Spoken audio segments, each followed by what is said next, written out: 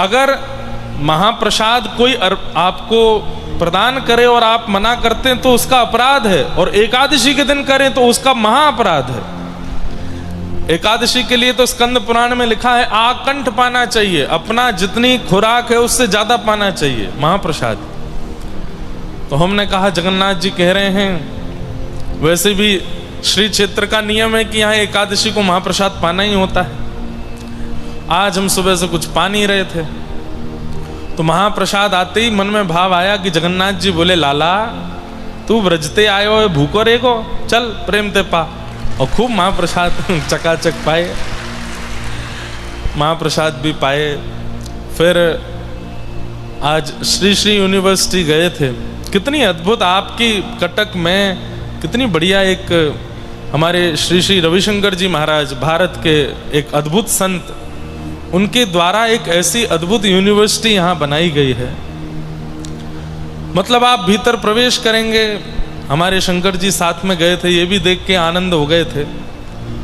इतना अद्भुत वहाँ पर हरियाली, कितने अद्भुत अद्भुत वृक्ष हैं, कैसी सारी व्यवस्थाएं वहाँ अद्भुत थी बहुत।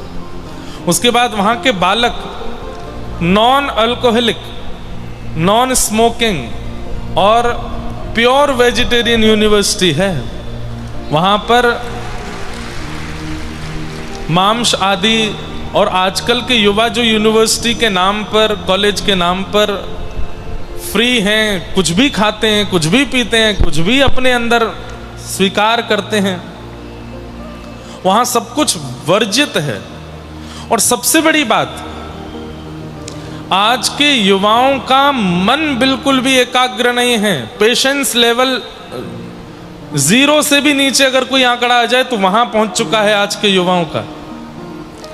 जरा सी बात आप उनकी विपरीत कर दीजिए, तुरंत लड़ने पर आतुर हो जाएंगे, तुरंत अपने प्राण त्याग देंगे, तुरंत सुसाइड करने की कोशिश कर लेंगे, लड़ झगड़ के जाने क्या क्या करते हैं। ऐसे आजकल के युवा हो गए हैं।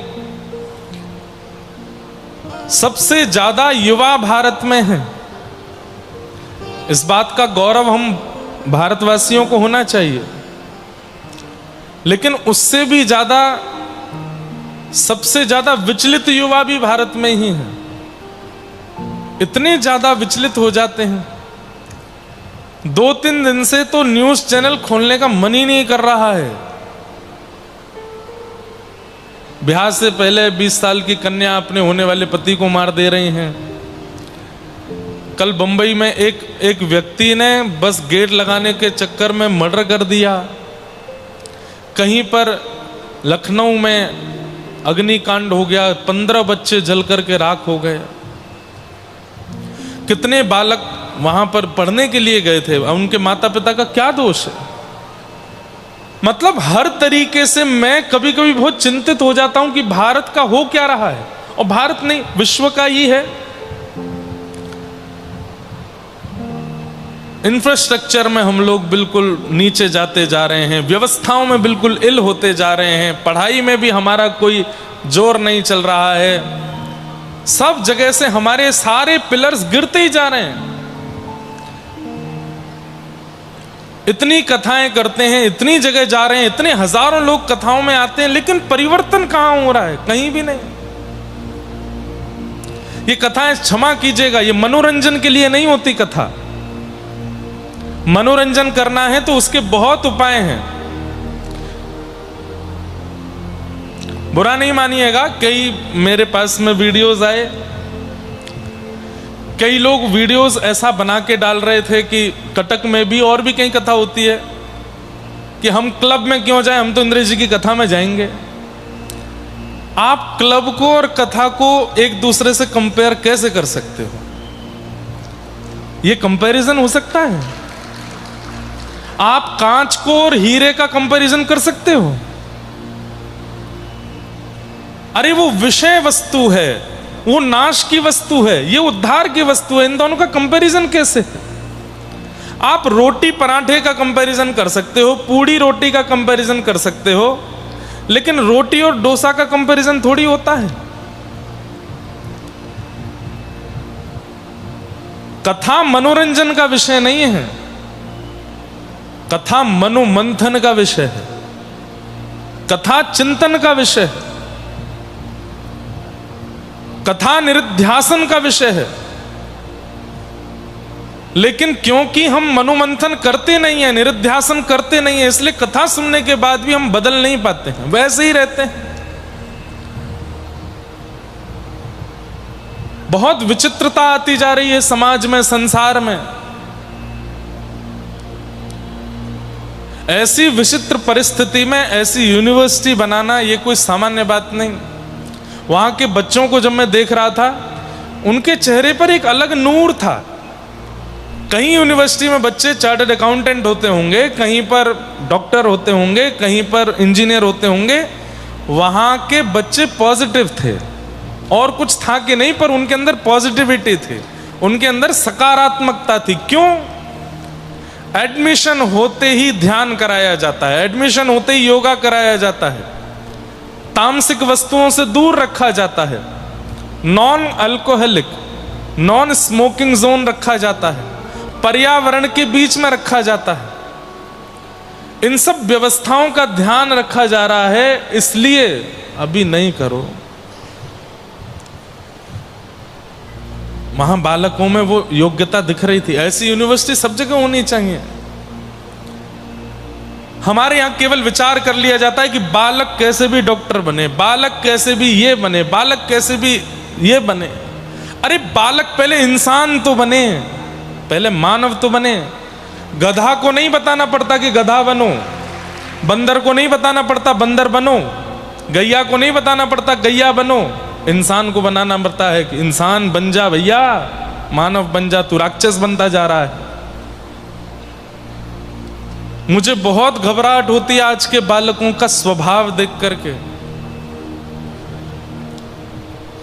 हमें सुनते हैं, हमें फॉलो करते हैं, हमारी बात मानते हैं। कृपा करके केवल सुनने तक सीमित मत रहिए, उसको जीवन में उतारिए। और ये दूषितताओं में बिल्कुल मत पड़िए। पेशेंस लेवल अच्छा कीजिए अपना। कोई बुरा कह दे, कोई कुछ भी कह दे, कितना भी अनर्थ हो जाए जीवन में, अपने जीवन का अंत तो नहीं करना है। ये तो शपथ लेकर के जाइए जगन्नाथ जी के सामने। इस सुसाइड जैसे थॉट आज के बच्चे जो कर लेते हैं, आपको पता है शास्त्र कहते हैं जो व्यक्ति आत्महत्या करता है 2000 वर्ष के लिए प्रेत योनि में जाना पड़ता है उसको। क्यों? क्योंकि वह स्वमृत्यु नहीं मरा है, उसकी मृत्यु निश्चित थी। उसको 80 में, 70 में, 90 में जाना था, लेकिन 35 में ही, 25 में ही अपने प्राण त्याग दिए। किस बात से? छोटी सी बात से। जो चाहते थे वो नहीं हुआ, इसलिए प्राण त्याग देंगे।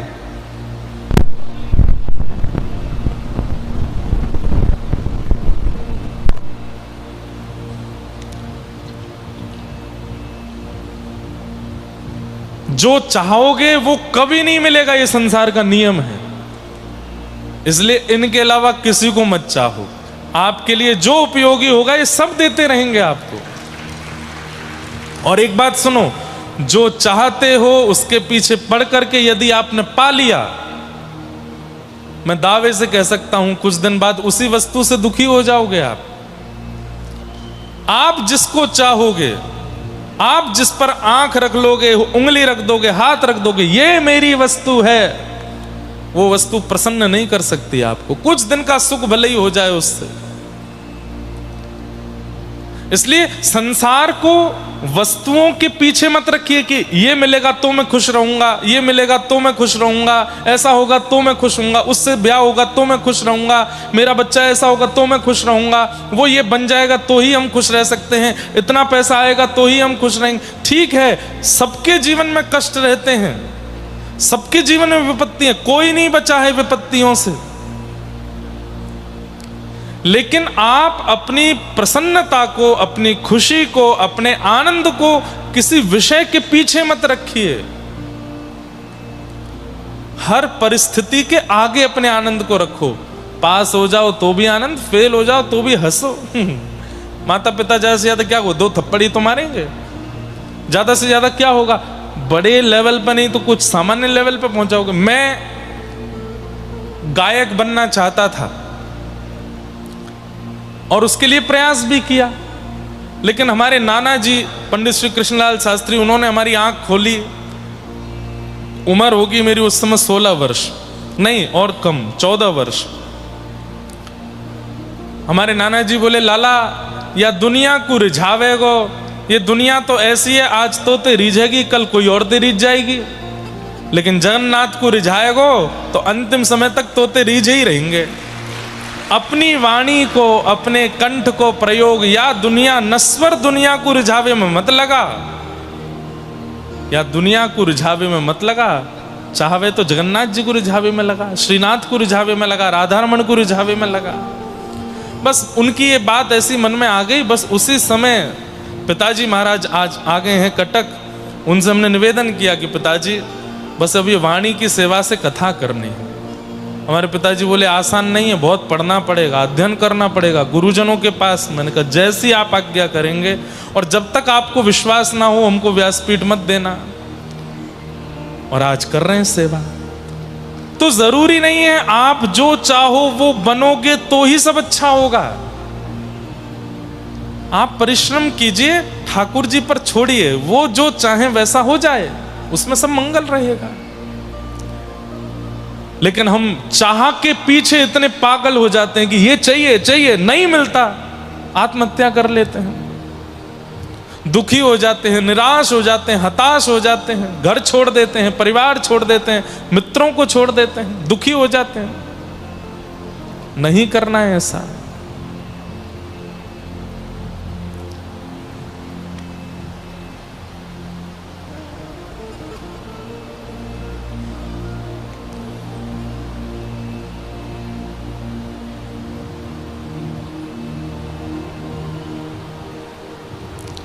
इसलिए भैया आज मैं जब वहां यूनिवर्सिटी में गया तो वहां के बच्चों को देख करके मुझे लग रहा था कि प्रसन्नता होना आवश्यक है। कोई डिग्री प्राप्त करना या किसी लेवल पर पहुंचना आवश्यक नहीं होता। प्रसन्न रहें हम जीवन भर, ये आवश्यक ज्यादा है। खुश रहें हम जीवन भर, ये आवश्यक ज्यादा है। और उस प्रसन्नता का, उस आनंद का एक ही स्रोत है, एक ही उद्गम है, और वो है श्रीमद् भागवत की कथा। यहां आया कीजिए, सुना कीजिए। मुझे पता है आपको 2-2.5-3 घंटे कथा होती, बहुत अच्छा लगता है, पर यहां से जाने के बाद आप पहले जैसे ही हो जाते हो, तो आप कहीं ना कहीं कथा को न्याय नहीं दे रहे हो। थोड़ा परिवर्तन किया कीजिए, अपने आप को बदलिए, अपने विचार, व्यवहार, स्वभाव में परिवर्तन लाइए।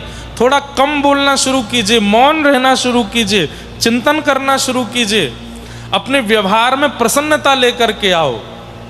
अभी आज मुझे कई सारे पत्र आते हैं मंच पर, पत्र देख करके मैं खुद नेगेटिव हो जाता हूं। अब एक पत्र में एक कोई बहन है, वो बोल रही है कि महाराज जी मेरा छोटा भाई मुझे गालियां देता है, और घर के लोग उसको कुछ नहीं कहते, मुझे समझाते हैं कि तू ऐसे मत किया कर, इसलिए वो बोलता है, वो मेरा अपमान करता है, अपशब्द बोलता है, आदि आदि उसमें बातें लिखी थी। क्यों ऐसा निर्माण हम क्यों कर रहे हैं? कभी कभी लगता है सतयुग, त्रेता, द्वापर, कलयुग में एक एक राक्षस थे, कलयुग में तो हर दूसरे घर में राक्षस है, हर दूसरे घर में एक राक्षस है। भारत जैसे देश में, जगन्नाथ जी के देश में, हमारे द्वारिकाधीश के देश में, बद्रीनाथ भगवान के देश में, शंकराचार्य भगवान के देश में, संतों की भूमि, गौ माता की भूमियों में कैसे कुकर्म होते हैं। गौ हत्या खुलेआम होती है, नारियों के साथ गलत दुष्कर्म होता है, खुले में किसी को भी मार दिया जाता है, किसी के साथ भी कुछ भी कर दिया जाता है। ये भारत तो नहीं था ऐसा। अन्य देश सुधरते जा रहे हैं और हम और बिगड़ते चले जा रहे हैं। क्यों? क्योंकि अपनी संस्कृति और अपनी धरोहर को हम लोग छोड़ रहे हैं। वेस्टर्न की तरफ ज्यादा हमारा रुझान बढ़ता जा रहा है। अपनत्व का त्याग करोगे, सर्वनाश निश्चित है। हम धोती पहनते हैं, बगलबंदी पहनते हैं, पटका पहनते हैं, तिलक लगाते हैं, शिखा रखते हैं, तो लोगों को लगता है कथा करने वाला ही ऐसे रहता है। नहीं, ये भारतवासियों की वेशभूषा है। हम असली भारतवासी हैं, अपनी वेशभूषा में रहते हैं। तिलक लगाने का अधिकार केवल कथा करने वाले पंडित जी, ब्राह्मण लोगों का नहीं है, प्रत्येक व्यक्ति का। माताएं सूने माथे या भाई लोग सूने माथे रहते हैं तो उनका मुख देखने से हमारे पुण्य घट जाते हैं। ये शास्त्र प्रमाण है। दक्षिण भारत में आप चले जाओ, एक व्यक्ति भी आपको सूना माथा नहीं मिलेगा, सबके माथे पर एक तिलक, कुछ एक छोटी बिंदी होगी जरूर। दक्षिण भारत में चले जाओ, हर व्यक्ति धोती ही पहनता है, चाहे खरबपति घर का ब्याह हो रहा हो, धोती पहन के ही ब्याह होता है। हमारे यहाँ तो हमने भी हमारे ब्याह में पहनी क्योंकि प्रचलन बन गया है, लेकिन धोती ही पहनी थी हमने भी। वो दिख नहीं रही वो बात अलग है। धोती ये हमारी वेशभूषा है, अपनी संस्कार है, अपनी धरोहर है, इनसे जुड़ के रहना चाहिए। ये तो केवल बाह्य आवरण है। विचारों में, संस्कारों में, व्यवहार में हम लोग कितने कितने निर्दयी होते जा रहे हैं। आप लोग एक चीज अनुभव करेंगे, आप स्वयं से पूछिए, आज से 5 वर्ष पहले जितनी दया थी आपके चित्त में आज नहीं है। अब आप पहले जैसे दयावंत नहीं हो, पहले से आपकी दया घट चुकी है। क्यों? कलयुग ये काम करा रहा है आपसे। इसलिए हमारी हाथ जोड़ के प्रार्थना, हम कथा आप लोगों को भीड़ इकट्ठी करने और इतने बड़े बड़े पंडाल लगवाने, आप सबका मनोरंजन करने के लिए नहीं कर रहे हैं। ये जो संसार में चल रही हैं ना बातें, इनको दबाने के लिए, ऐसा ना हो इसके लिए कथा करते हैं। और वो तभी होगा जब आप परिवर्तन करेंगे। सुनिए, विचार कीजिए, चिंतन कीजिए और परिवर्तन करके अपने घर जाया कीजिए। कथा सुनने आए हैं तो उसको सीख करके जाइए, जो बातें यहां बताई जाती हैं उसको समझ के जाइए।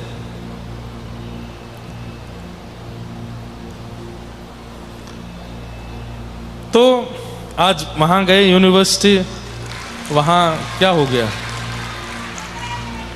जगन्नाथ जी कुछ दे रहे हैं? क्या दे रहे हैं? माला दे रहे हैं। जब पूरी दे देंगे तो पहनेंगे। हाँ, अभी थोड़ी थोड़ी दे रहे हैं। आज खुश हो रहे हैं महाप्रभु जगन्नाथ। कल बलभद्र जी हो रहे थे। अभी पता क्यों खुश हो रहे हैं? क्योंकि परसों हम इन्हीं के पास जा रहे हैं, फिर वहां कथा करेंगे। आप सबकी भी इच्छा हो तो आइएगा। जगन्नाथ रस कथा का वहां क्रम होगा। महाप्रभु जी की स्कंद पुराण युक्त कथा और महाप्रभु जी की कई महिमाओं का वर्णन वहां करेंगे। खूब आनंद रहेगा। आज पूज्य गुरुदेव भगवान आ गए हैं कटक, थोड़ी बहुत देर में आएंगे मंच पर। और उनके साथ में प्यारे गिरधर लाल जी भी आ गए हैं, लेकिन लाल जी मंच पर नहीं आएंगे। लाल जी तो सीधे पुरी में ही दर्शन देंगे सबको। कटक आ गए हैं, कथा में नहीं आएंगे, वहीं गुप्ता जी के घर पे ही विराज रहे हैं अभी। ये भी नहीं मिले अभी, पूरा परिवार शाम को मिलेंगे। फिर परसों से वहीं उत्सव। 29 तारीख को सुबह 9 बजे से लाल जी का वहाँ जलाभिषेक होगा। यमुना जी का जल उत्तराखंड से आ रहा है। प्रेम और भाव से ठाकुर जी का जलाभिषेक करेंगे और लाल जी का अभिषेक आरती करने के बाद फिर महाप्रभु जगन्नाथ जी का जलाभिषेक दर्शन करेंगे। 29 तारीख को केवल दर्शन का क्रम है। 27, 28 और 30 तारीख को कथा का क्रम है सुबह 10 बजे से। तो ऐसी सब क्रिया है। कल की कथा भी 10 बजे से, आप सब लोग समय का ध्यान रखिएगा। कल हमने बड़े प्रेम और भाव से कथा में, अच्छा हम एक बात और बताएं, हम जनवरी में फिर से कटक आ रहे हैं। 3 जनवरी से 9 जनवरी आ रहे हैं। कौन कौन आएगा कथा में? 2029 में 3 जनवरी से 9 जनवरी 2029 में। तो अभी चल रही है 26, इसके बाद आएगी 27, फिर आएगी 28, उसके बाद 29 में आएंगे। तब तक कईयों के तो ब्याह हो जाएंगे, कईयों के बाल बच्चे हो जाएंगे और कान पकड़ के क्षमा प्रार्थी कई हो सकता है भगवत धाम में वैकुंठ में बैठ के कथा सुने। लेकिन ये आनंद रहेगा, खूब सुख आएगा। कल हम लोग श्री गिरिराज लीला का श्रवण कर रहे थे। गोवर्धन लीला बड़ी जल्दी जल्दी हमने कह दी थी, आज उसके विस्तार से रास की कथा तक चलेंगे। हाँ हाँ, अरे हाँ, ये तो हम भूल ही गए। आज कथा में भी रुक्मणी मनोरथ है, आज रुक्मणी विवाह का क्रम होगा, और आज जगन्नाथपुरी में भी रुक्मणी मंगल है, ठाकुर जी का विवाह है आज। ये भी कोइंसिडेंस है कि कथा में भी जिस दिन रुक्मणी विवाह है उसी दिन महाप्रभु जगन्नाथ जी के यहाँ भी ठाकुर जी का श्रीदेवी के साथ रुक्मणी विवाह होगा। आज बता रहे थे सब भाईना वगैरह कि ठाकुर जी को पत्र लिखा गया है, ठाकुर जी पत्र लेंगे, फिर उसके बाद रुक्मणी जी का हरण करेंगे, फिर बीच में रुक्मी आकर के भगवान से युद्ध करेगा, तो बलराम जी आकर के फिर युद्ध शांत कराएंगे, उसके बाद ठाकुर जी का विवाह होगा।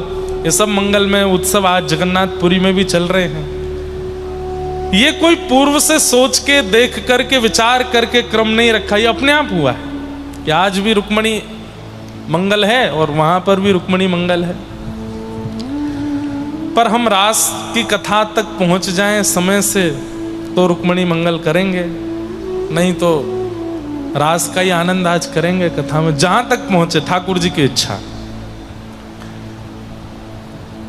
ठाकुर जी सब ब्रजवासियों को लेकर के श्री गिरिराज पूजन के लिए गए हैं। क्यों? इंद्र पूजा क्यों बंद कराई भगवान ने? बंधुओं, हमारी बहुत चिंता रहती है इनको, हमारे पैसे गलत खर्च होते हैं, हम गलत स्थान पर जाकर के सिर नवाते हैं, अपना समय गलत गलत स्थानों पर व्यय करते हैं। ठाकुर जी को बड़ी चिंता होती है। क्यों? इनको पता है ना कि मेरा अंत कब होना है, आपका अंत कब होना है, तो हमारा टाइम ठाकुर जी देखते रहते हैं। अरे इसके बेचारे के इतने दिन रह गए और ये देखो कहां भटक रहा है, किसके पास जा रहा है। अरे मेरी शरण में आ जा, मेरे पास आ जा, मेरे पास आएगा तो मैं सब मंगल कर दूंगा, सब आनंदित कर दूंगा। अच्छा, कई लोगों के, पढ़े लिखे लोगों के प्रश्न होते हैं, भगवान को इतनी ज्यादा इनसिक्योरिटी क्यों है कि हम उनके पास जाएं, कहीं और ना जाएं? इनसिक्योरिटी नहीं है, वो प्रोटेक्टिव हैं आपके लिए। और कलयुग में ठाकुर जी ने एक नियम रखा है कि मैं परमात्मा होते हुए तुम्हारे पास नहीं आऊंगा, तुमको आना पड़ेगा। आओगे तो ही कृपा होगी, आओगे तो ही मंगल होगा। अरे कलयुग में ये बहुत बड़ी छूट है, नहीं तो सतयुग त्रेता द्वापर में हजार हजार वर्ष तक तपस्या करते रहते हैं लोग, ठाकुर जी नहीं मिलते। लेकिन ये कलयुग की बहुत बड़ी योग्यता है कि यहाँ बड़े सहज में जगन्नाथ जी, बड़े सहज में द्वारिकाधीश, बड़े सहज में श्री वृंदावन बिहारी लाल दर्शन दे देते हैं। बस उनके पास जाना है, उनका नाम ध्याना है, उनका नाम करना है। क्यों? ठाकुर जी को क्यों आवश्यक लगता है कि हम उनका नाम गावें? क्योंकि कलिकाल में लोग तपस्या नहीं करते। सतयुग त्रेता द्वापर तीनों युगों की आप कथा सुनेंगे, राक्षस भी तपस्या करते हैं। रावण ने भी तपस्या की, हिरण्यकश्यप ने भी तपस्या की, कंस ने भी तपस्या की, लेकिन कलयुग में कोई तप नहीं करता। इसलिए भगवान ने कहा कि भाई कोई बात नहीं, तप मत करो, मेरा नाम गाओ, मेरा नाम भजो, बस नाम जप करो, इसी से ही कल्याण हो जाएगा। चलते फिरते, उठते बैठते, खाते पीते, हंसते सोते, जागते नाचते, बस मेरा स्मरण करते रहो, इसी से ही मैं तप के समान फल दूंगा। अब व्यक्ति वो भी नहीं करता, उसमें भी उसको दिक्कत होती है, तो क्या करें फिर? इसलिए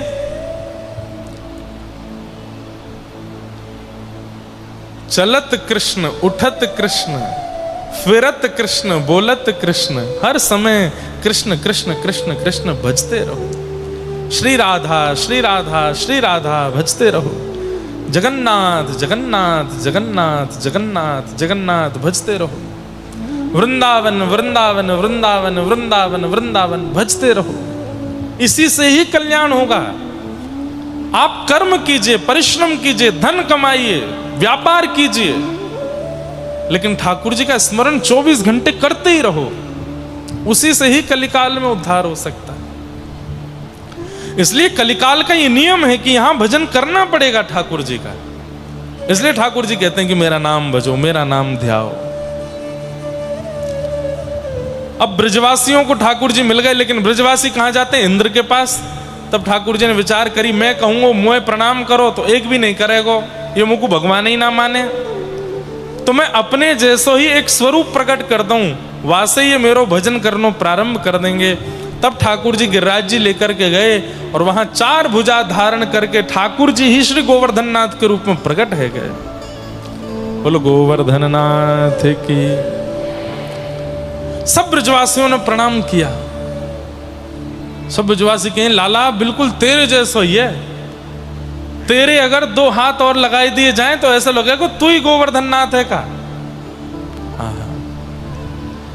एक रूप सो गिरिवर पूजे, एक रूप सो गिरिवर पूजे, एक रूप पुजवाई,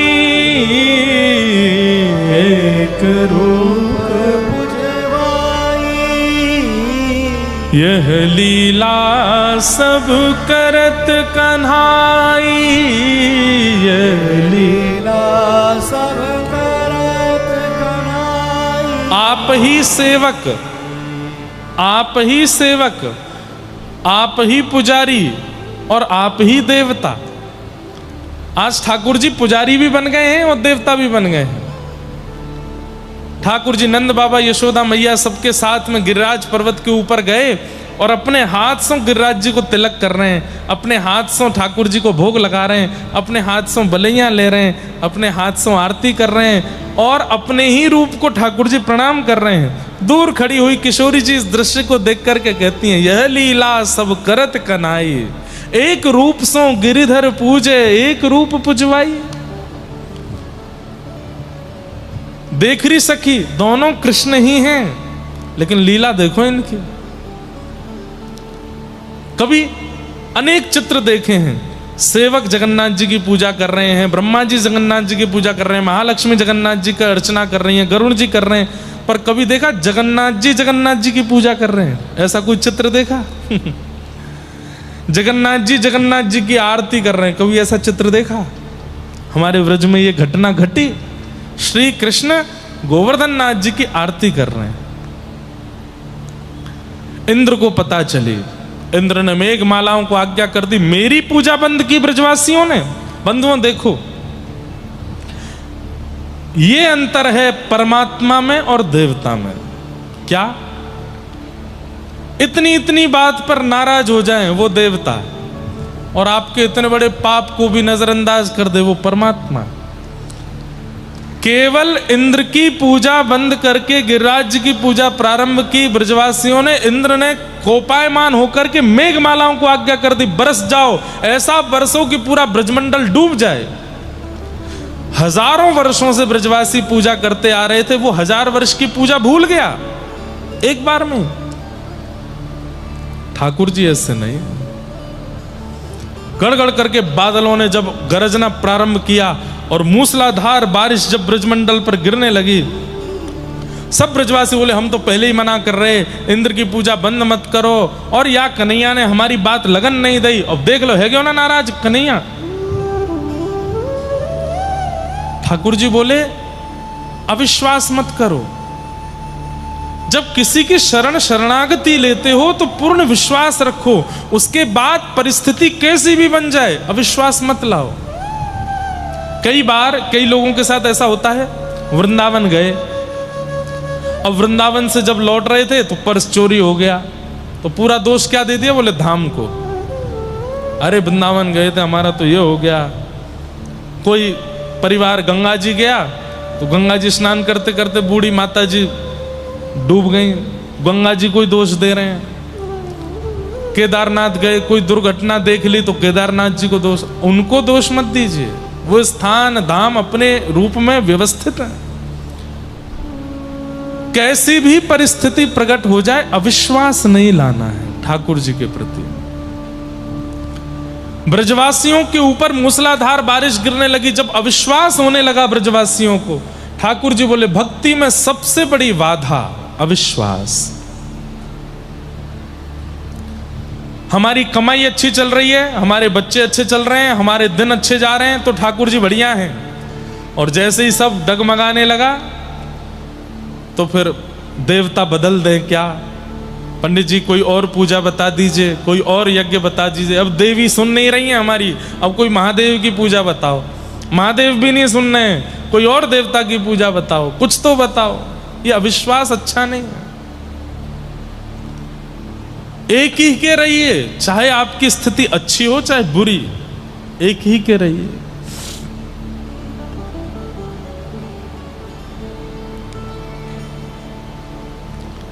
ब्रजवासियों में जब अविश्वास आया तो ठाकुर जी बोले इसको विश्वास में परिवर्तित करना पड़ेगा। सब ब्रजवासियों से ठाकुर जी ने कहा हाथ जोड़ करके गिरिराज बाबा से प्रार्थना करो। सब ब्रजवासी प्रार्थना करने लगे, हे गिरिराज बाबा इंद्र के कोप से हमारी रक्षा करो। तब सब ब्रजवासियों को दिखाया ठाकुर जी ने, देखो अब मैं कहा करूं। बोले कहा करेगो लाला। गिरिराज जी को प्रणाम कियो और जैसे ही दोनों भुजाओं से उठाया, एक तरफ से गिरिराज जी अधर हो गए। 7 कोस लंबे चौड़े, 21 किलोमीटर लंबे चौड़े पर्वत को 7 बरस के ठाकुर जी ने अपने बाम हस्त पर उठाया। बाम हस्त से फिर इकन्नी उंगली पर लिया, इकन्नी उंगली से नख पर धारण कर लिया। गिरिराज जी धारण हो गए। आ जाओ सब ब्रजवासी आ जाओ, देखो गिरिराज बाबा ने कैसी रक्षा करी है, कितनी बड़ी छतरी हमारे काजे खोल दी है, सब यहाँ के नीचे आ जाओ।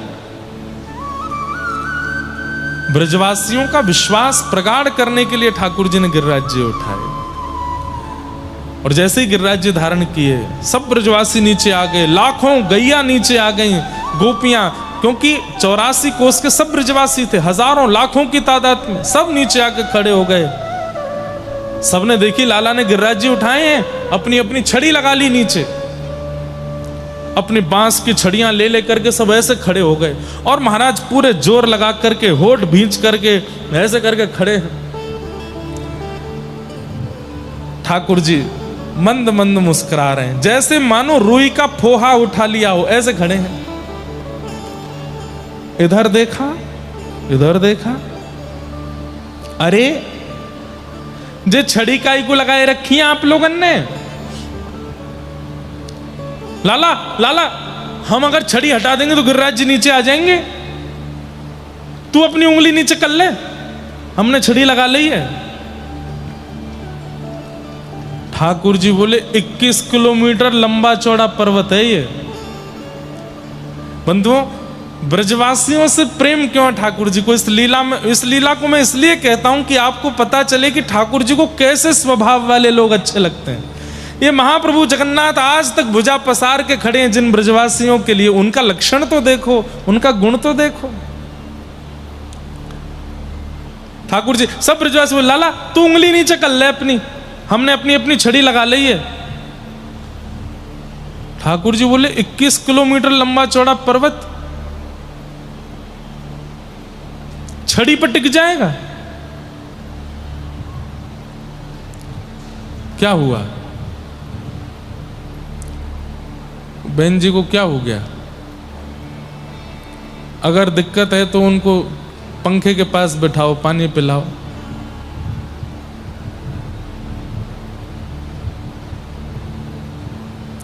बस आप बाकी सब बैठ जाओ। वो कथा के भाव में हैं, वो वैसे उनको कुछ विचलितता नहीं हो रही।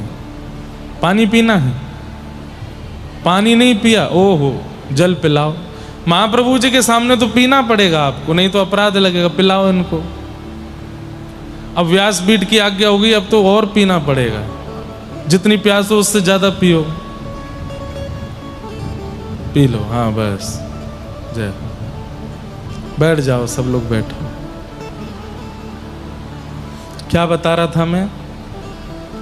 कहाँ थे हम? हाँ, सब ब्रजवासियों ने छड़ी लगा ली। लाला तू अपनी उंगली नीचे कर ले, हमने छड़ी लगाई ली है। ठाकुर जी बोले तुम्हारी छड़ी इन पर टिकेंगे? इतने बड़े गिरिराज जी, 21 किलोमीटर के गिरिराज जी, ये छड़ी इन पर टिकेंगे? ब्रजवासी बोले हमारी तो फिर भी छड़ी है, तेरी तो उंगली है, उंगली पर टिक जाएंगे ये? ठाकुर जी बोले मेरी उंगली पे ही टिक रहे हैं ये। ब्रजवासी बोले चल चल बात मत बनावे, उंगली पर टिक रहे हैं तेरी पे, नीचे कर ले हाथ है। हम बे ऐसे ठाड़ो होगो जैसे यही ना उठा रखे हैं का। ठाकुर जी बोले अरे सांची मेरी उंगली पे टिक रहे हैं। बोले लाला तू एक बार उंगली नीचे करके देख ले तो को पता चल जाएगी, हमारी छड़ी पे टिक रहे हैं गिरिराज जी।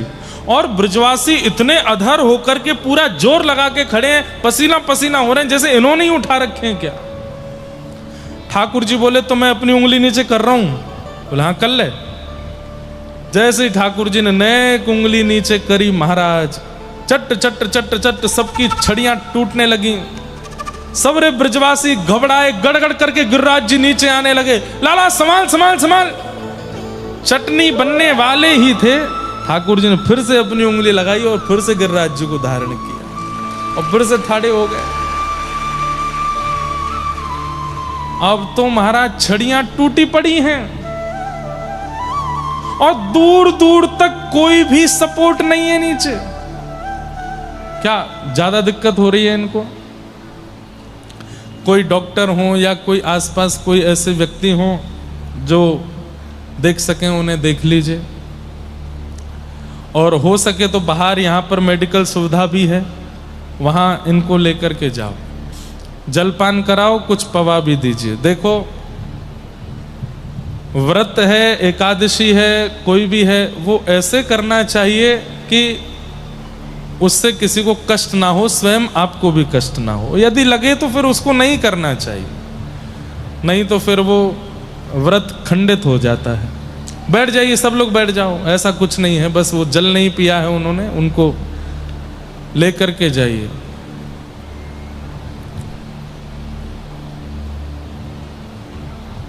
हो नख पे धार लियो गिरिराज नाम, गिरधारी पायो है।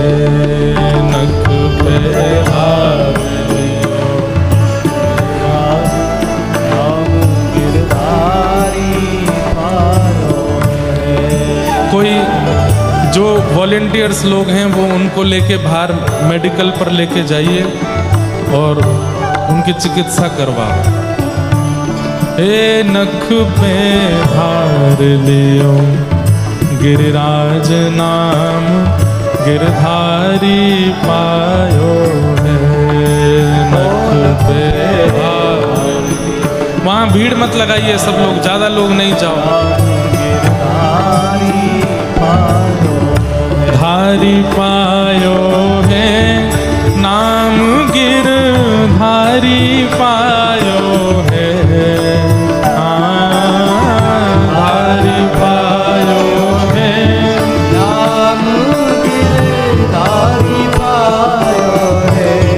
अरे हाँ धारी पायो है नाम, गिरधारी पायो है। ओ धारी पायो है नाम, गिरधारी पायो है। हे नख पे धार दियो गिरिराज नाम, गिरधारी पायो है। नख पे धार दियो गिरिराज नाम, गिरधारी पायो है। लग रही आस करूं ब्रजवास तलहटी, गोवर्धन की मैं लग रही आस करूं ब्रजवास तलहटी, गोवर्धन की मैं। हाँ गोवर्धन की मैं तलहटी, गोवर्धन की मैं। ओ गोवर्धन के मैं तलहटी।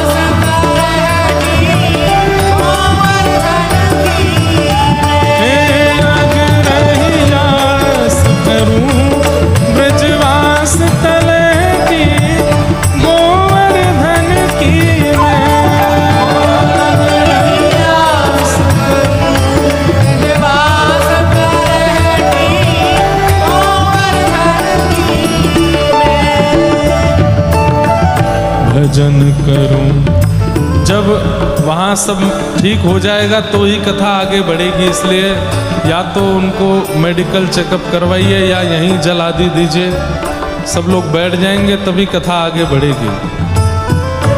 भजन करूं और ध्यान धरूं, छैया कदमन की मैं।